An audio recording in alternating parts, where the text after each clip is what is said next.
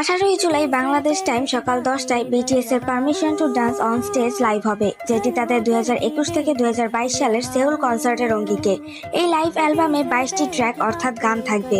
এইগুলো সবগুলোই পুরনো গান, কিন্তু এটি বিটিএস এর কামব্যাকের একটা বিশাল হিন্টস।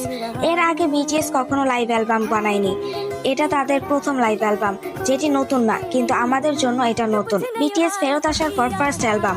এই অ্যালবামে কোনো নতুন গান নেই। বিটিএস নতুন অ্যালবাম রিলিজ করবে 2026 সালের মার্চ মাসে, যেটার তারিখ এখনো ঘোষণা করা হয়নি।